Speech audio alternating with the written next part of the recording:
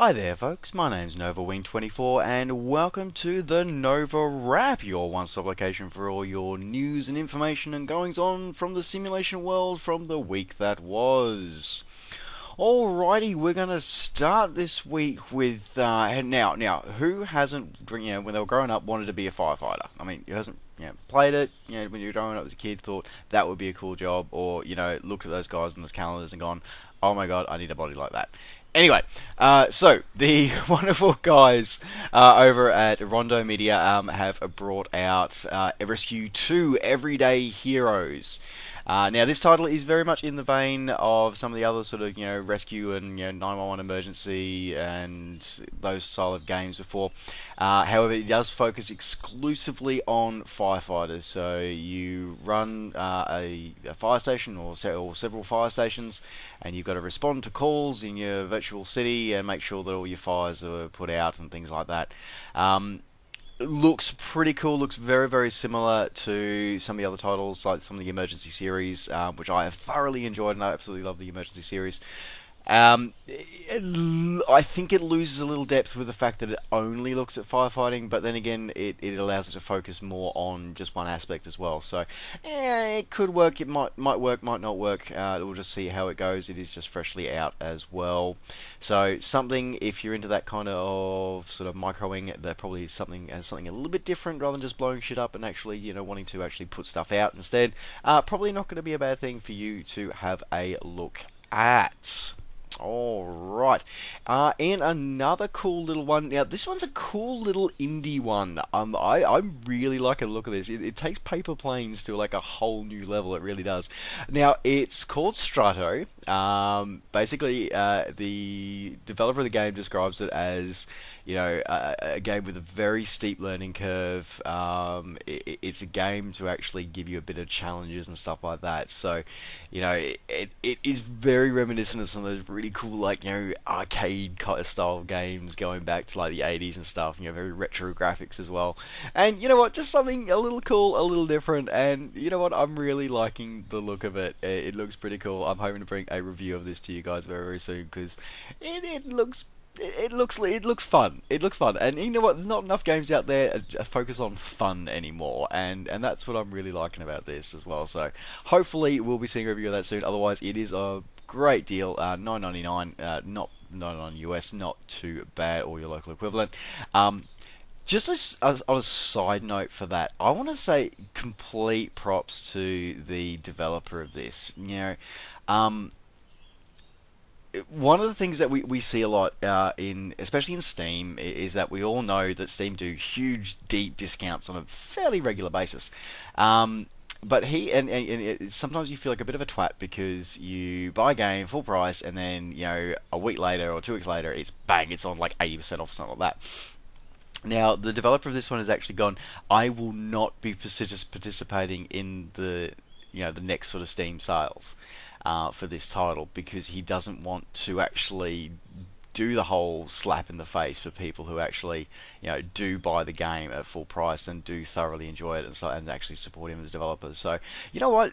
Props to you for that.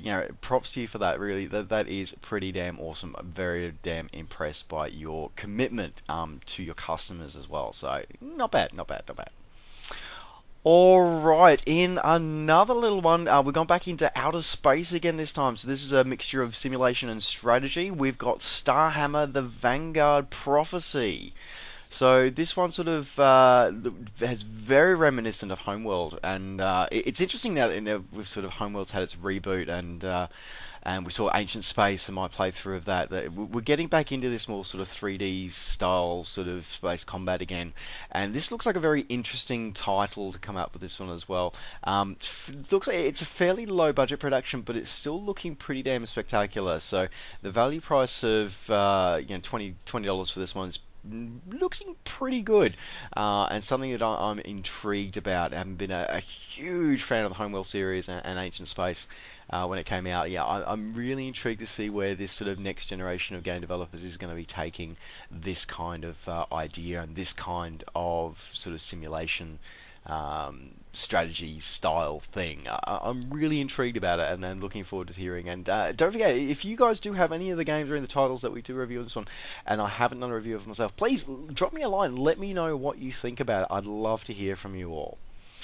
All right, rounding out our Steam add-ons for the week, we've got an add-on for FSX Steam Edition. Now, this is the first. Now, Sim720 is a developer that I've been fortunate enough to speak with and review a few of their products before in the past. And now, this is their first foray into direct. Their content's always been Steam Edition compatible.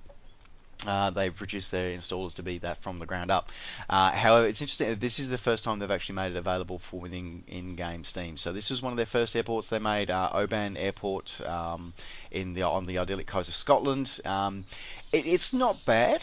It's looking pretty good. It's got an amazing history, and it's a very interesting little airport. One of their first offerings, but still an amazing sort of quality look of their work as well. Now, I haven't personally had a chance to look at this one yet. Hoping to get a chance to look at it soon. But yeah, you should definitely consider if you want to do some VFR flying in Scotland. This is definitely somewhere that you want to consider looking at getting for adding to your flight plans. In other FSX news, the guys from Golden Age Simulations, I haven't heard from them for a while, but they've released a new title this week.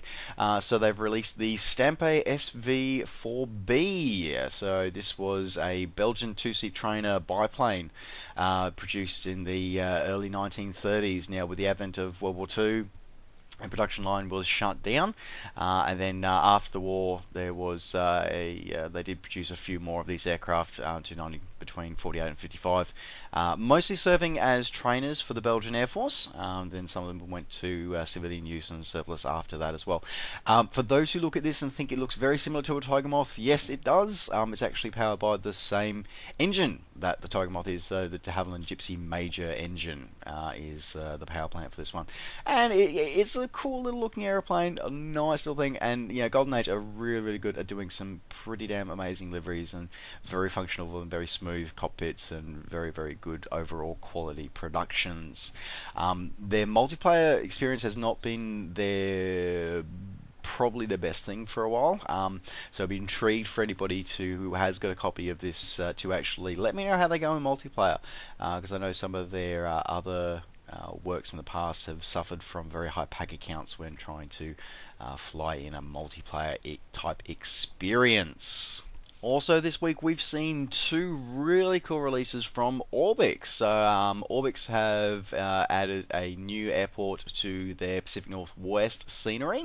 So this one is W28 Sequim Valley Airport. So it's a little airport just nestled near the foothills of the Olympic Mountains, and allows you to sort of use it as a bit of a base to explore some of that beautiful countryside, and especially some of the beautiful graphics and some of the beautiful terrain that you get as part of the Orbix PNW expansion packs. So something not bad to look at.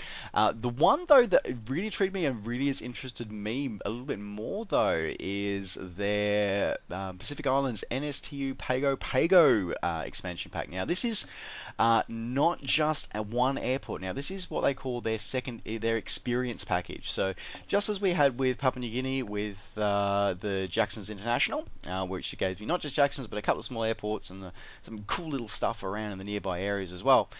This one here, which is set in the Samoan Islands, it covers all of American Samoa and Samoa, previously known as Western Samoa, and it all comes down to what they're calling the Samoan experience. Now it gives you 17 islands, 7 full airports, everything from large international airports all the way down to small little dirt and grass strips as well.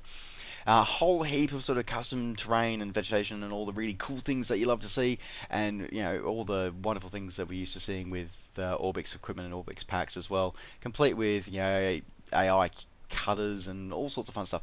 And you know what, it really does intrigue me and it does fascinate me, and the screenshots just look absolutely gorgeous. And after having had so much fun kicking around the islands of Papua New Guinea, I'm really looking forward to taking a few aircraft out for a spin in this second experience pack. I'm really looking forward. It looks really cool. So definitely something that if you enjoyed the Papua New Guinea experience, you definitely want to think about looking at this one as well.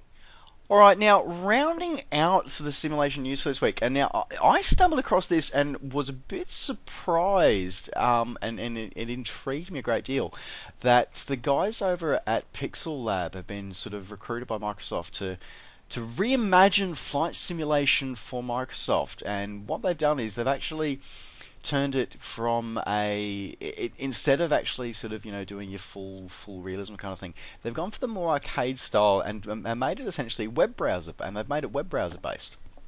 Now, you can actually try this for yourself over at flightarcade.com. At the moment, it's pretty much just keyboard commands, but yeah, it is being developed in parallel to Windows 10, and it's designed to work with Microsoft Edge, which is part of the Windows 10 release, which is coming up to us at the end of July. So, but you can get an experience of it now in your current browser. It's very, very interesting, very intriguing. I had a quick play around with it for a few minutes myself, and look, it's clunky. It is definitely an arcade thing. But you know what? I'm intrigued that Microsoft's even got putting their name to this, which is very interesting as well. But again, Microsoft Flight Simulator, it was always been sort of a benchmarking of your PC is as good as whatever it can run with Microsoft Flight Simulator over its various iterations over the years. So very interesting that they've pushed this out as a possible benchmark test for their future web browsers. So, very, very interesting. Yeah. Well, folks, as I said, that wraps up the NovaWrap for this week. Thanks very much for tuning in. Don't forget to like and subscribe if you're enjoying these videos and want to see more content on the channel. And as always, if you want to catch up with all the other things that I'm doing between the NovaWraps and all the other things that I get up to, don't forget you can also follow me on Facebook and on Twitter. Just search NovaWing24. Alright, folks, thank you very much for tuning in again. Take care, safe skies to all, and we'll see you next time. Bye for now.